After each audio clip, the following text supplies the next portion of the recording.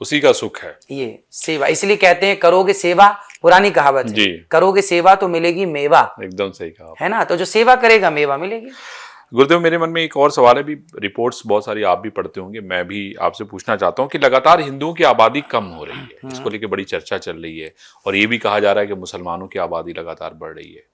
आपको क्या लगता है कि अभी बांग्लादेश में जो इंसिडेंट हुआ, अगर आप उसको देखें, वहाँ पे जो हालात हैं वो बहुत बुरे हैं। पाकिस्तान में भी हिंदुओं के हालात बहुत अच्छे नहीं हैं। भारत में बहुत बहुसंख्यक मुसलमान हैं। मेरा सवाल आपसे ये है कि इस तरह की चीजें या रिपोर्ट्स जब पढ़ते हैं तो आपके मन में क्या आता है? देखिए, सरकार बहुत लेट हो गई। मोदी जी जब आए सत्ता में, पहली बार आए चलो कोई बात नहीं, जब सेकंड बार आए तो मोदी जी को जनसंख्या नियंत्रण कानून दूसरी बार की सत्ता में लागू कर देना चाहिए था, पर अभी तीसरी सत्ता पे भी कोई सुध बुध नहीं है। ये बड़ी विडंबना है और चिंता का विषय है। भाई, एक घर है, जैसे ये कमरा है, अब इस कमरे की तो एक क्षमता है ना कि इसमें 10 लोग आएंगे या 15 लोग आएंगे, और लोगे तो 18 लोग आ जाएंगे, 40 तो नहीं आ सकते ना, टूट जाएगा, ये बैठ जाएगा। एक क्षमता होती है हर चीज। इसी प्रकार ये देश है, इस देश की भी अपनी एक क्षमता है, यहाँ की नदियों की भी एक क्षमता है, यहाँ के वातावरण जंगलों की भी एक क्षमता है जी। तो अब उस क्षमता से अधिक यदि आप संख्या बना लेंगे तो कहीं ना कहीं वो आपको हानि तो पहुंचाएगी। इसलिए राजा का धर्म है कि वो राजा ये नियम बनाए कि भाई अभी संख्या पर्याप्त है तो अभी बस करो, अभी 1 बहुत है, 2 बहुत है, बस 10 पे मत जाओ। तो आपको क्या लगता है गुरुदेव कि एक तो ये तो कानून जो है लागू करना चाहिए सरकार को, लेकिन आपके हिसाब से मतलब किस तरह का, मतलब सख्त नियम बनाना चाहिए, क्या करना चाहिए? आपके कुछ सुझाव हैं क्या उसको भाई लेकर? सुझाव तो हमारे यही हैं कि जनसंख्या नियंत्रण कानून बनाया जाए और जिनके 2 से अधिक बच्चे हों उनको कोई भी सुविधा, सरकारी वोट डालने का भी अधिकार छीन लिया जाए। यदि आपके बच्चे किसी के भी हो, किसी के, हिंदू हो, मुस्लिम हो, सिख हो, ईसाई हो, सबके ऊपर लागू होना चाहिए। सबके ऊपर लागू हो कि भाई आपको 2 से ज्यादा बच्चे, या एक संख्या निश्चित हो, 2-3 ठीक है, इससे अधिक बच्चे ना हो। बेटा 2, बेटियां 2-4 जितनी आप चाहें, है ना, ठीक है।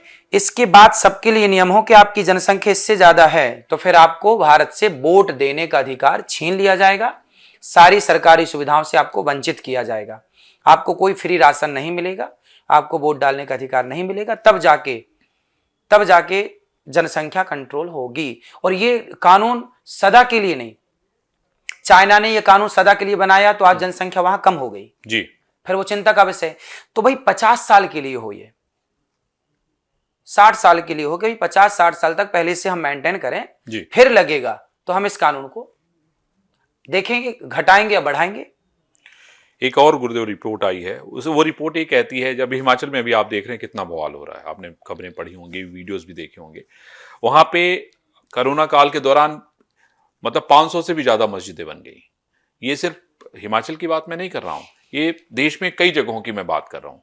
तो आपको क्या लगता है, इसके पीछे आपको कोई साजिश लगती है, या आपको लगता है कि ये पूरा ऑर्गेनाइज तरीके से हो रहा है? और आप आज देखिए, अगर हम राजनीति की बात करें, अभी हम लोग राजनीति की बात कर रहे थे, इसमें जो राजनीतिक माहौल है, आप उस राजनीतिक माहौल को देख के क्या कहेंगे? एक तरफ जम्मू कश्मीर में चुनाव है, हरियाणा में चुनाव है, महाराष्ट्र में चुनाव होने जा रहा है, झारखंड में आने वाले दिनों में चुनाव है, बिहार में चुनाव है। तो ये जो लोकतंत्र है, जिसमें ये कहा जाता है कि चुनाव ही सब कुछ है, उसमें जनता जो प्रतिनिधि चुनती है वही सबसे महत्वपूर्ण है, लेकिन जो हालात है, जो जाति और धर्म की बात हम कर रहे हैं, आप देखिए कितना गहरे चले गए हैं हम जाति और धर्म को लेके। तो उसको आपको लगता नहीं है कि कभी कभी आपके मन में भी पीड़ा होती होगी कि आखिर हम कर क्या रहे हैं, हम समाज को क्यों बांट रहे हैं? देखिए, जातियों के नाम पे तो अंग्रेज और मुगल यही करके गए। पहले जातियां थी व्यवस्था के लिए। हमारे यहाँ शिक्षा सदा से फ्री रही है जी, और ब्राह्मण का धर्म था। सुदामा जी गुरुकुल चलाते थे, सांदीपनि जी गुरुकुल चलाते थे, वशिष्ठ जी गुरुकुल चलाते थे, चाणक्य गुरुकुल चलाते थे। ये सारे गुरुकुल इतिहास गवाह है कि बच्चों से कभी कुछ न लेकर केवल शिक्षा दान, और जाति नहीं, सब पढ़ो, सब पढ़ते थे। ब्राह्मण जब तक पढ़ाता था तब तक राष्ट्रभक्त होते थे। चाणक्य ने पढ़ाया तो राष्ट्र का निर्माण करने वाला चंद्रगुप्त तैयार हुआ। जब से शिक्षा बिकाऊ हो गई कि आप पैसे दो तो हम पढ़ाएंगे, व्यवस्था बदल गई ना गुरुदेव। अब तो अब आप देखिए कि अब जाति के नाम पे जो है अब हम वोट दे रहे हैं, जाति के नाम पे हम नेता तय कर रहे हैं। अब तो ये अज्ञान है ना। अब इस अज्ञान क्या करें, हमारे ऋषि मुनि ने तो ज्ञान का बीज बोया था। पहले क्या था ना, पहले जिसका जो कार्य था, मोची का कार्य मोची करता था ईमानदारी से, लोहार का कार्य लोहार करता था। जितने छत्री तलवार, महाराणा प्रताप की तलवार 40 किलो की थी, उस तलवार को बनाने वाला कोई लोहार ही तो रहा होगा। जितना पावर महाराणा प्रताप का है, उतना ही तो धन्यवाद का पात्र वो